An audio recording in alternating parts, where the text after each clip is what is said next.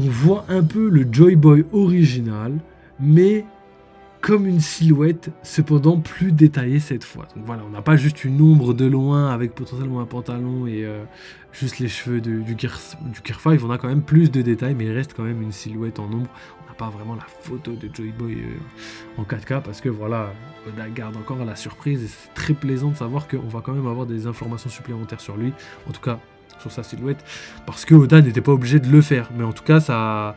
C'est quelque chose qu'il a décidé de faire pour je sais pas, peut-être pour nous utiliser quelque chose, peut-être pour nous faire des foreshadowing de légendes, hein, peut-être que ses habits, etc. pourraient donner des informations. On a vu que le pantalon qu'il portait juste avant, c'était des pantalons de boucanier utilisés IRL, c'était un petit peu les pantalons traditionnels des boucaniers, donc voilà, boucanier est égal ancêtre des pirates, et qui dit ancêtre des pirates dit Joy Boy tout simplement. Joy Boy premier pirate, les premiers pirates c'était des boucaniers, donc forcément pour moi c'est réglé, c'est acté, pour moi Joy Boy est un boucanier, mais on verra si c'est ça ou pas, tout simplement on verra ce que Oda décide, hein. Ça peut être même ouais, deux races mélangées, peut-être un boucanier et autre chose, je sais pas les gars, mais en tout cas on verra bien. Ensuite, attendez avant... Ah oui, voilà, donc ça c'est les leakers qui nous ont donné une petite information qui disait attendez avant de donner votre avis sur le chapitre, le résumé complet vous fera peut-être changer d'avis. Pourquoi ? Parce que comme je vous l'ai dit, on a très peu d'informations et c'est fait exprès, hein. Je pense que comme je l'ai dit au début de live, les leakers se protègent un petit peu de par les informations qu'ils possèdent, donc vu qu'ils les font fuiter, s'ils se font choper, vous avez déjà vu ce qui arrive aux gens, donc forcément ils n'ont pas envie que ça leur arrive, donc ils font fuiter que des informations qui sont pas vraiment importantes entre guillemets, mais qui pourtant sont très très bien pour nous, hein. Nous on n'en demande pas plus pour l'instant, et demain évidemment il y aura les spoils complets, on pourra parler de tout ça en détail. Donc voilà, la semaine prochaine il y a une pause du Shonen Jump et pas du tout de Oda, donc ça veut dire que Oda va continuer de faire des scans tout simplement, hein, et c'est juste le Shonen Jump qui est en pause.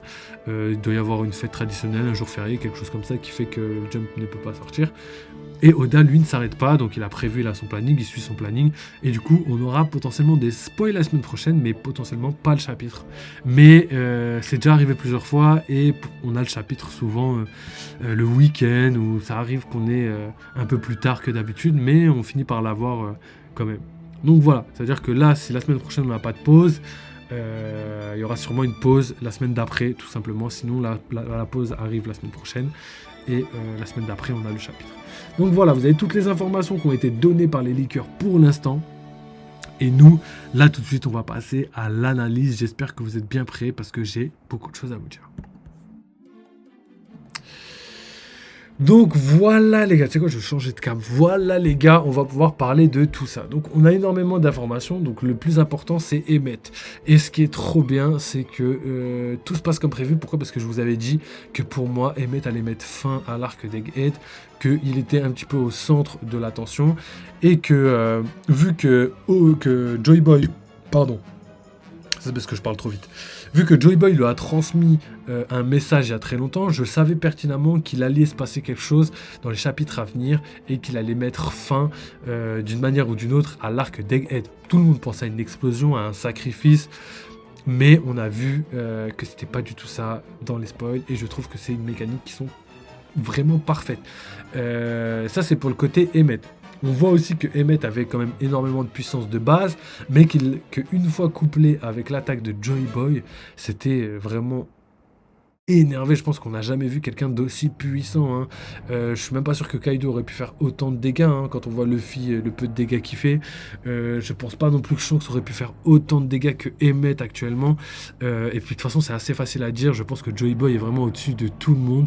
La seule personne qui aurait pu rivaliser aujourd'hui, s'il était encore vivant, c'était Roger, je pense, et Xebec.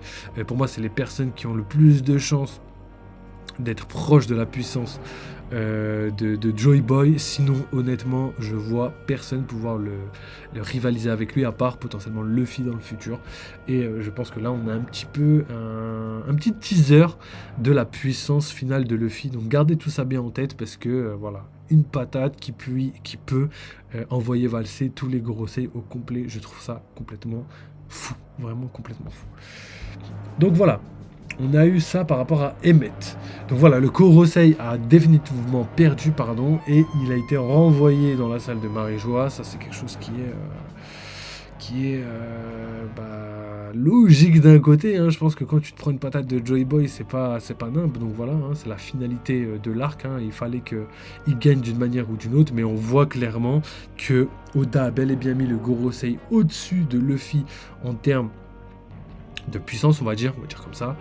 Et par contre, il a mis Emmet, Fit, Joy Boy au-dessus du Gorosei, donc ça montre un petit peu les échelles de puissance. Donc Luffy, il n'a pas fini sa progression, c'est pas parce qu'il a pas battu Kaido qu'il a définitivement gagné le One Piece et gagné et qu'il est devenu l'homme le plus fort du monde. C'est totalement faux, il y a encore énormément de personnes qui sont très très fortes et Luffy n'a pas stoppé sa progression. C'est ce qu'il y a beaucoup de personnes qui pensaient quand on était à la fin de Wano, que Luffy avait la puissance de Kaido. Là on a vraiment la preuve que non, parce que voilà, c'est comme ça, Kaido a pas été battu en 1v1, et l'auteur l'a dit, personne ne peut battre Kaido en 1v1, et c'est pour ça qu'aujourd'hui Luffy n'est pas à la même puissance que Kaido, mais qu'il le rattrape petit à petit, et c'est potentiellement la finalité qui va arriver sûrement dans le prochain arc, ce qui va montrer un petit peu sa supériorité par rapport aux autres. Et après, il y a encore d'autres levels à atteindre, parce que voilà, Luffy augmente en termes de puissance, mais il n'est pas le seul. Barbe Noire aussi est en train de gagner énormément en puissance. Donc je pense sincèrement qu'on va aller vers une bataille colossale entre Barbe Noire et Luffy, qui seront vraiment au sommet du monde, avec aucune personne capable de rivaliser avec eux. Je pense sincèrement que ça va être la finalité du manga. Donc voilà, même les Shanks, les Garling, tout ça, je pense qu'ils ont aucune chance malheureusement contre eux, mais on n'est pas à l'abri de certaines surprises, comme on voit Barbe Blanche qui pouvait rivaliser entre guillemets avec Roger. Je pense qu'il y a des personnes qui pourront rivaliser avec Luffy, mais voilà, Luffy toujours au-dessus, quoi qu'il arrive. C'est pour moi la logique qu'Oda a mis en place pour l'instant. Donc voilà, on a parlé aussi du haki par rapport à l'endurance. Pour moi, le haki est calqué sur l'endurance. Je vous l'ai expliqué en détail tout à l'heure. Le fait que quand on utilise le haki, on ne peut pas l'utiliser direct derrière parce que voilà, il faut le recharger. On a vu Luffy donc, à l'île des hommes poissons avec son haki des rois, ce qui est totalement logique. On a aussi les confirmations par rapport au fait que quand tu es jeune, tu as beaucoup plus de haki et que tu peux l'utiliser énormément de fois, alors que quand tu es vieux comme Rayleigh Garp, malgré le fait qu'ils ont un haki vraiment colossal, on peut parler par exemple du Galaxy Divide, du Galaxy Impact qui arrive bientôt dans les épisodes, mais on peut parler aussi du haki des rois de Rayleigh qui est vraiment colossal, mais qui malheureusement ne peut pas tenir très très longtemps. Je pense que ça, c'est la liaison qu'il y a entre le haki et l'endurance par rapport à l'âge, par rapport aussi à la puissance des attaques. Si tu utilises tout ton haki en termes d'attaque, forcément tu vas pas pouvoir le réutiliser direct derrière, sinon c'est comme si ça s'épuiserait jamais. Donc voilà, on a aussi donc la mécanique, on en a parlé tout à l'heure, le fait que le haki puisse être scellé dans des armes, et ça c'est ouf. Pourquoi ? Parce que au final, pour moi, je pense sincèrement que c'est ce qui noircit les lames. Et là, on a quand même le début des révélations par rapport au noircissement des lames. Pour moi, c'est lié au haki. Il faut, je sais pas, moi j'avais pensé à un truc du genre, il faut que tu donnes du haki à ton arme ou que tu enduis ton arme de haki pendant, je sais pas moi, 1 mois sans dormir, sans rien, parce que pour la noircir, tu vois. Et là, je pense que c'est complètement différent. C'est juste qu'il faut avoir un haki suffisamment colossal pour pouvoir l'intégrer dans l'arme et la faire fusionner définitivement avec l'arme. Parce que voilà, quand tu l'enduis, ça l'enduit que temporairement. Et le summum du haki, c'est de l'enduire totalement, c'est-à-dire définitivement. Tu n'as même plus besoin de l'enduire après parce que, enfin tu le fais quand même, mais tu n'en as pas vraiment besoin parce qu'elle est déjà enduite et noircie par le côté haki. Et ça, ce serait vraiment ouf. Après, est-ce qu'on peut relâcher ce haki ? Je sais pas, en tout cas pour les lames, ça m'étonnerait, sinon ça enlèverait le petit côté. Mais ça confirme un petit peu aussi ma théorie par rapport au fait que Mihawk est surpuissant et que voilà, le rêve de Zoro, ça peut pas être de battre quelqu'un de pas très fort, c'est impossible. Et du coup, Si Mihawk a réussi à noircir sa lame, exactement comme Ryuma, le dieu des lames, pour moi, il lui a fallu un haki colossal, tu vois, un haki qui surpasse tous les autres. Et pour moi, du coup, c'est plus lié au haki de l'armement, parce que voilà, c'est aussi, on l'appelle la couleur de l'armement. Et la couleur de l'armement, c'est noir. Enfin, noir, noir-gris, on va dire. Et les lames, quand elles sont noircies, elles sont noires. Un peu grises, c'est vrai. Donc voilà, vous voyez tous les liens qu'il y a. Je pense que j'ai assez résumé. Vous avez très bien compris où on va par rapport à tout ça.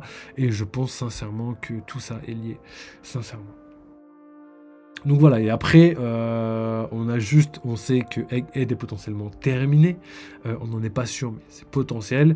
Mais en tout cas, ça a l'air terminé, hein. De toute façon, je vous l'avais dit, hein, pour moi, c'était soit le chapitre de la semaine dernière, ou soit ce chapitre, ou même le chapitre prochain. Dans tous les cas, cet été, c'est terminé. Ça, c'est ce que j'avais dit cet été. One Piece, Egghead, terminé, et on passe à Elbaf, sûrement à la rentrée.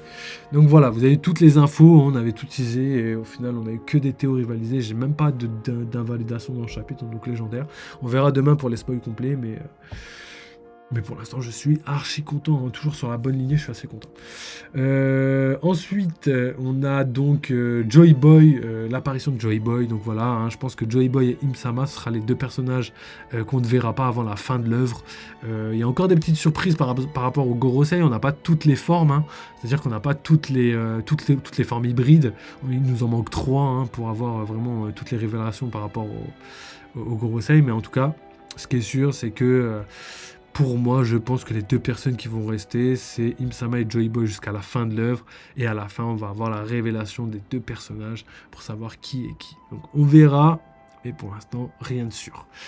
Et évidemment, on a l'homme à la brûlure, par exemple, qui sera révélé quand même bien avant. Pourquoi? Parce que voilà, Red Poneglyph, Raftel, tout ça, c'est avant la guerre finale. Donc voilà, les surprises, c'est que enfin, par rapport au gouvernement mondial, pour moi, c'est que à la fin de l'histoire.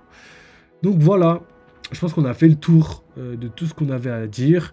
Ouais, voilà, il y a la petite phrase qui dit qu'il ne faut pas trop réagir par rapport à tout ce qui se passe, parce que voilà, on n'a pas toutes les infos, il faut attendre un petit peu. On a dit que c'était un 10 sur 10. Là, pour moi, c'est un bon 8 sur 10, mais je sais que les liqueurs n'ont pas menti et qu'on va avoir un très bon chapitre.